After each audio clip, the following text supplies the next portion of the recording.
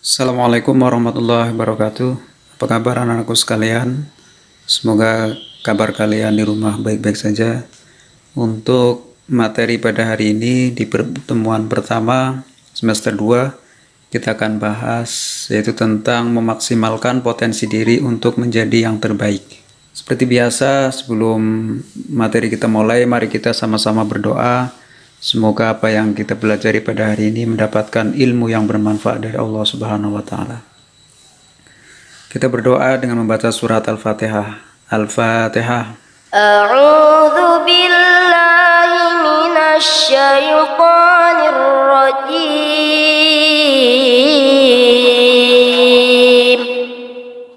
Bismillahirrahmanirrahim.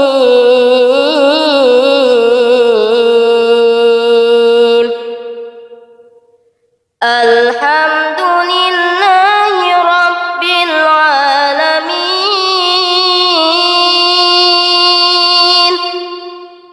Ar-Rahmanir Rahim.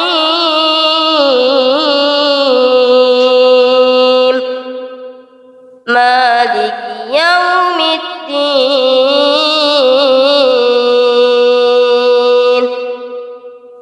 Iyyaka na'budu wa iyyaka nasta'in.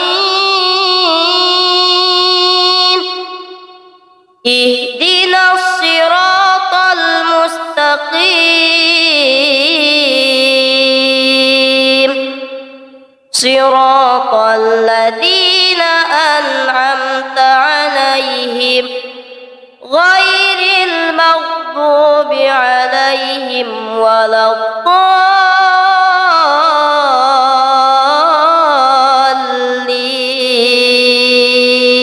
Fatihah telah selesai, mari kita bahas yaitu tentang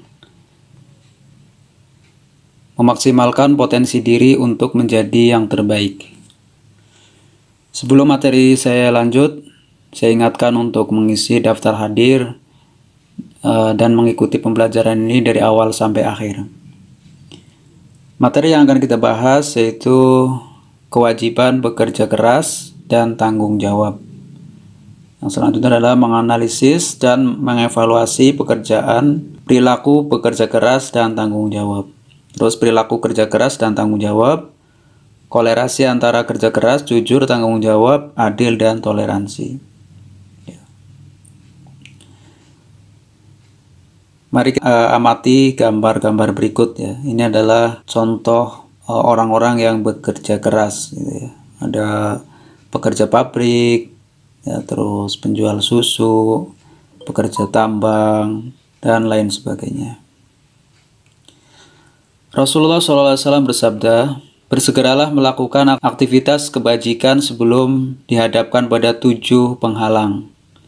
Akankah kalian menunggu kefakiran yang menyisihkan, kekayaan yang melupakan, penyakit yang menggerogoti, penuaan yang melemahkan, kematian yang pasti, ataukah Dajjal, kejahatan terburuk yang pasti datang, atau bahkan kiamat yang sangat amat dahsyat?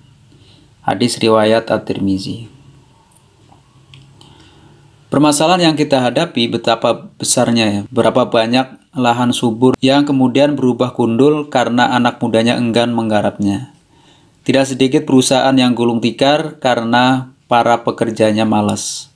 Sebaliknya kalian dapat melihat lembaran sejarah umat yang pernah meraih sukses generasi terdahulu dalam mengisi waktunya dengan bekerja keras dan tanggung jawab akan agamanya. Mari kita belajar dari seekor semut ya. Ada pepatah mengatakan, di mana ada gula, di situ ada semut. Agaknya kurang tepat ya. Kenapa? Karena semut tetap hadir di mana-mana dengan aktif meski ada gula atau tidak. Walaupun kecil, tapi banyak hal positif yang dapat dipelajari lewat perilaku semut. Karena itu, di dalam Al-Quran ada surat bernama Semut. Ada beberapa pelajaran yang bisa dipetik dari perjalanan hidup semut. Antara lain, yang pertama adalah semut tidak pernah putus asa. Coba bentangkan tangan untuk menutup jalan yang dilalui semut. Semut tidak akan putus asa apalagi berhenti, tetapi terus berjalan mencari rute jalan. Yang kedua adalah semut bekerja keras. Pernahkah kalian melihat semut tidur-tiduran atau santai? Tentunya tidak ya. Semut selalu rajin. Aktivitas bekerja mengangkut makanan tanpa bosan karena ia bekerja keras. Semut itu kuat ya. Semut sanggup mengangkat beban yang jauh lebih besar dari tubuhnya. Semut tidak pernah mengeluh dan bersungguh-sungguh dan tak patah semangat apalagi menyerah. Yang keempat, semut berjiwa sosial. Apa yang dilakukan semut ketika makanan yang hendak diangkat terlalu berat? Semut tidak mempunyai sifat egois, mau menang sendiri. Mereka akan tolong-menolong untuk mengangkat bersama-sama. Semut cepat melihat peluang. Ya. Semut cepat hadir ketika dia mengetahui peluang untuk mendapatkan makanan. Semut tak akan menyia-nyiakan peluang, sebab semut tahu peluang itu hanya datang sekali saja. Terus yang selanjutnya adalah menganalisis dan mengevaluasi perilaku kerja keras dan tanggung jawab dalam kehidupan sehari-hari. Yang pertama, kewajiban bekerja keras dan tanggung jawab. Islam adalah agama yang mewajibkan kepada pemeluknya untuk berkarya. Bahkan Sayyid Sabiq dalam bukunya Unsur-unsur Kekuatan dalam Islam, terjemahan Muhammad Abdai Tatomi mengatakan, Islam adalah agama gerak dan membanting tulang dalam segala bidang kehidupan dan penghidupan manusia. Sehingga dengan demikian ia dapat menunjukkan cara pembimbingan yang baik dan terpuji. Dalam hal ini Allah Subhanahu wa taala berfirman dalam surat Al-Jum'at ayat 9-10. A'udzubillahi minasyaitonirrajim. Bismillahirrahmanirrahim. Ya ayyuhalladzina amanu idza nudiya lis-sholati min yaumil jum'ah fas'au ila dzikrillah wa darul bai'. Dzalikum khairul lakum in kuntum ta'lamun. Fa idza qudiyatis sholatu fantashiru fil ardi wabtaghu min fadlillah wadkurullaha katsiran la'allakum tuflihun. Artinya, hai orang-orang beriman, apabila diseru untuk menunaikan sholat Jumat, maka bersegeralah kamu kepada mengingat Allah. Dan tinggalkanlah jual beli yang demikian itu lebih baik bagimu jika kamu mengetahui. Apabila telah ditunaikan sholat, maka bertebaranlah kamu di muka bumi. Dan carilah karunia Allah Subhanahu wa Ta'ala. Dan ingatlah Allah Subhanahu wa Ta'ala banyak-banyak supaya kamu beruntung. Quran Surat Al-Jum'at ayat 9-10.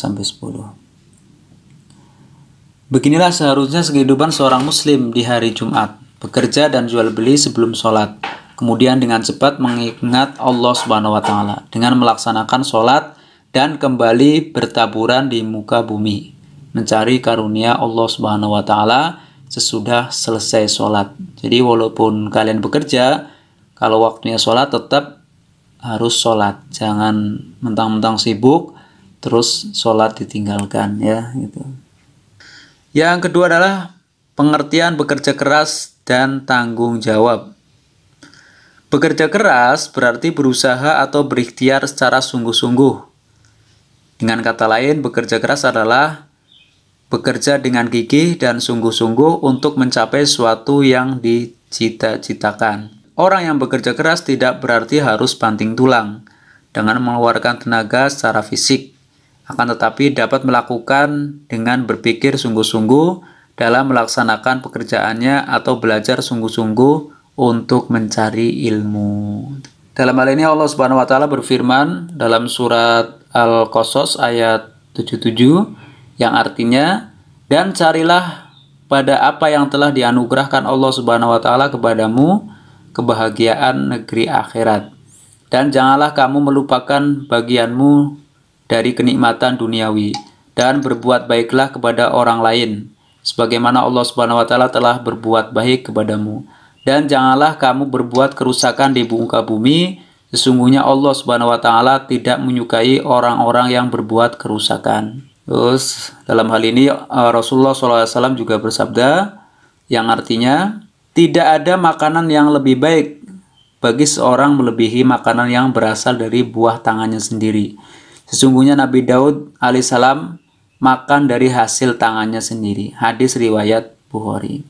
Jadi semua umat Islam harus bekerja keras dalam memenuhi kebutuhan hidupnya termasuk dalam beribadah, mendekatkan diri kepada Allah Subhanahu wa taala. Namun dalam hal ibadah mahdoh atau khusus seperti sholat ya, hendaklah kita beranggapan bahwa seolah-olah kita akan mati esok hari sehingga kita bisa beribadah dengan giat dan khusyuk.